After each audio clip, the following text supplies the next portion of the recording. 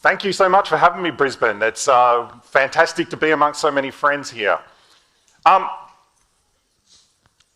know some of you are going to be disappointed that I'm not going to be talking about machete bins today. I know. I'm going to do something a bit unusual today. I normally don't talk about international issues because I'm a state member of Parliament and I tend to try and stay in my lane. But something amazing is happening in Argentina and we need to talk about it. Javier Milei was elected recently, and one of the things that lots of people were interested in is the fact that he is, like me, a libertarian. And I'll get to what that is in a minute. But firstly, I'd just like to go through some of the things about what we've done in the Libertarian Party in Victoria. Some of you may not know us. During my first term of Parliament, I got elected in 2018. And in the first year, in 2019, we did a lot of things. You know, we had an inquiry into nuclear energy and nuclear prohibition in Victoria, which we got up. I'm very interested in nuclear energy. But in 2020, COVID hit. And it turned out that Victoria needed a voice to defend liberty more than ever. And that's where our party rose to prominence. More recently, in the current term of Parliament, we've done things such as I introduced a private members bill to repeal nuclear prohibition in Victoria. We also, thank you. Another big achievement was we managed to get mainstream media attention and amplify the voices of the victims of gender ideology in Victoria.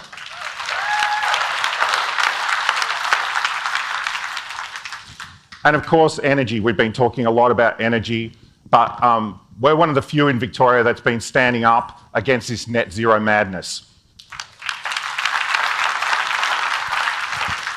So I'd like to just briefly, for those of you that aren't aware, explain what is a libertarian and how is it different? Because lots of people, when they talk about Javier Milei, some people call him the Trump of South America.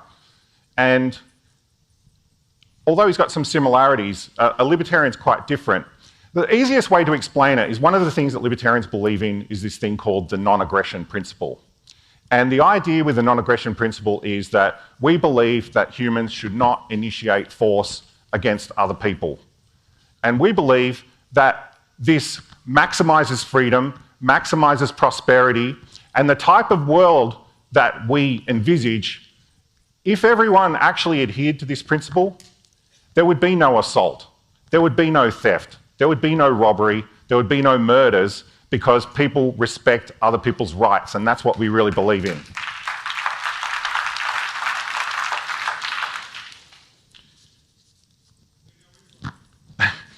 A lot of the people that we admire are the great thinkers, and we've heard some of them spoken about today, people like Milton Friedman, Friedrich Hayek, Ludwig von Mises, and these other people. The people that we look to for inspiration and guidance on things are many of the same people that people here would look at. And another thing that conservatives and libertarians have in common is we share an opposition to what many people would call the left. In Victoria, of all places, you know, we've had these Marxist ideas have spread like a virus, and they don't just spread into people's minds, they also spread into our institutions, and we've heard a lot about that yesterday, how institutions have been taken over. What Milei did is, before he was elected, he reframed the enemy. The enemy wasn't really the government, the leftists on the other side. The enemy was much wider than that. And this is what I believe too. The enemy, in many ways, is the state itself. And what Milei did is he said the solution here, the way to deal with it, epitomised by his famous chainsaw that he carried around, the way to do this is to delete parts of the state. And that's exactly what he's been doing in Argentina.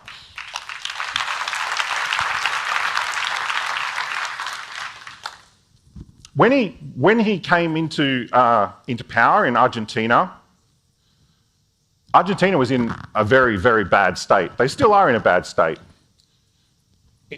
It's such a sad decline for a country that in the late 19th century, they were one of the richest countries in the world.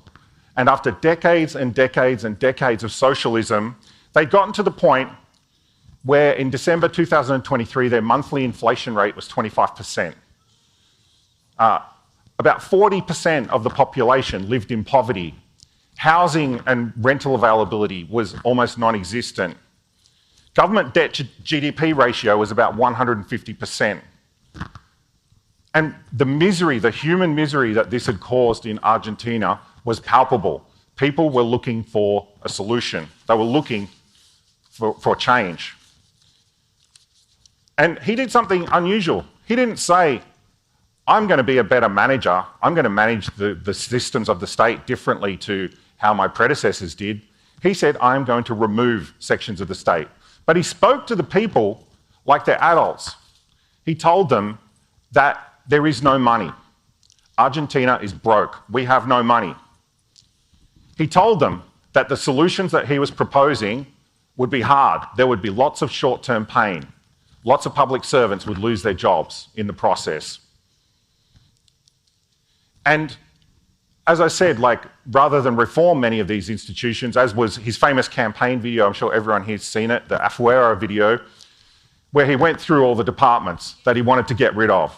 You know, Afuera, get rid of he wanted to get rid of the Department of Education, and he actually did. He got rid of, at the moment, I think it was 25 departments. He's reduced down to now 8.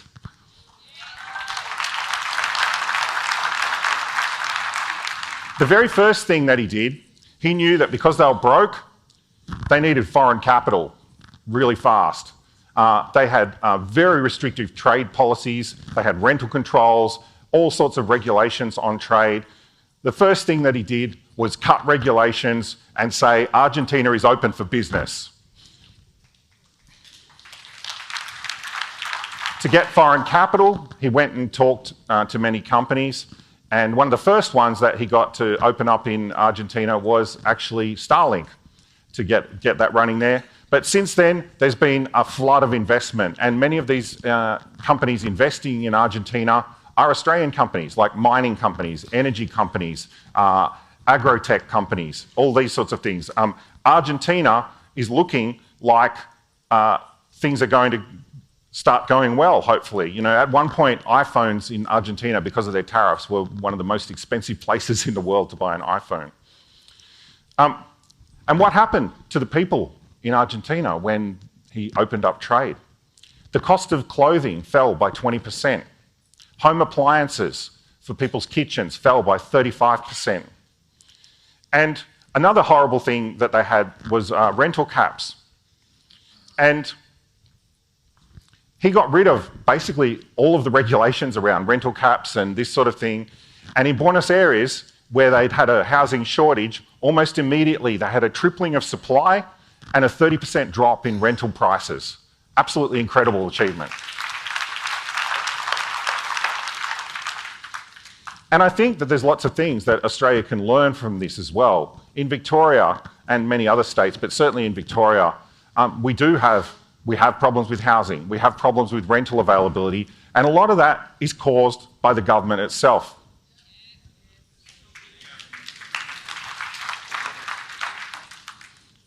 Energy. He said, we're not doing this net zero thing anymore. He promoted exploration for coal, gas and oil, made certain that foreign companies that wanted to invest, they would have stability and regulatory stability and certainty in their investments. And he also did something which is really amazing. He recognised that there's going to be a huge demand in AI products and services in the future, but the limiting factor to AI is energy, because you need computers to run AI. And so what he did was he announced that they're expanding their nuclear program in order to become the AI capital of South America. He even did something amazing when he was asked about the Falkland Islands. Of course, everyone would be familiar with the war between them and the UK.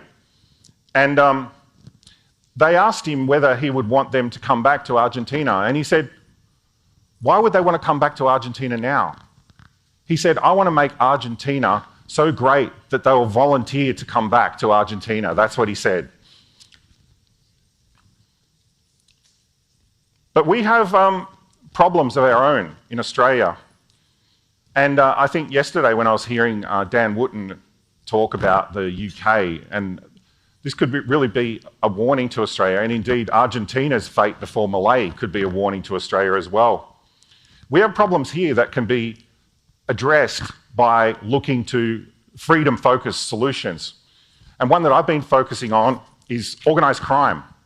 Organised crime in Victoria, and indeed throughout Australia, much of it is driven and incentivised by government policy.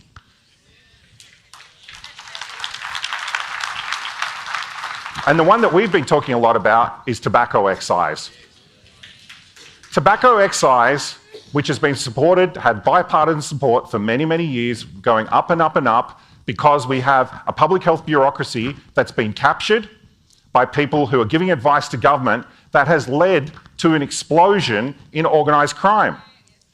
In Victoria, we have arson attacks almost every week because of this tax, because of what they've done. These bureaucrats that have given this advice to government need to be sacked.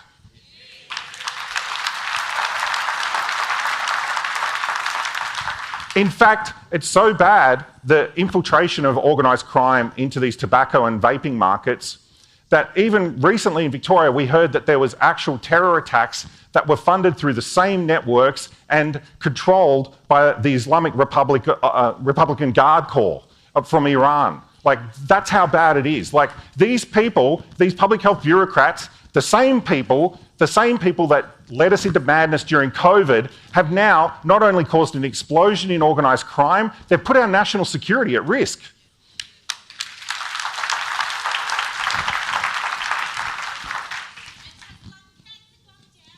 No, I don't think so. Tobacco excise, yeah. But housing, another issue. There is so, like in Victoria, we got a stamp duty inquiry in Victoria in 2023. That was the Libertarian Party that got that up. And one of the most amazing stats that came out of that inquiry was about 40% of the cost of a new house is government taxes, fees and charges. Like, no wonder we have a housing shortage. It's absolutely crazy.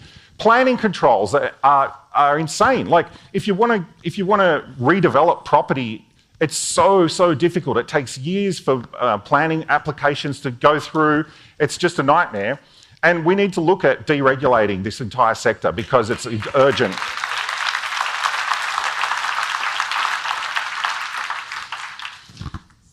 Also, education. I heard yesterday the inspirational Corey DeAngelis, absolutely amazing. I think that we need to do a lot about education. Our education, the people that control our education have used it as a way to indoctrinate children with some of these crazy ideas, like I've spoken about gender ideology, but education needs to be put back into the hands of parents. And that's why the Libertarian Party fully supports the idea of a school voucher, school choice system. But I think what we need to focus on is how we can work together to fight our common enemy. Because our enemy, many in the left, are very, very ideologically hardened. They are very well organised, they should not be underestimated, and many people, including myself, think that we need to be just as hardened, just as disciplined, and just as tenacious if we are going to win. Because unless we prioritise freedom, prioritise liberty, we will not win. Viva la libertad! Thank you.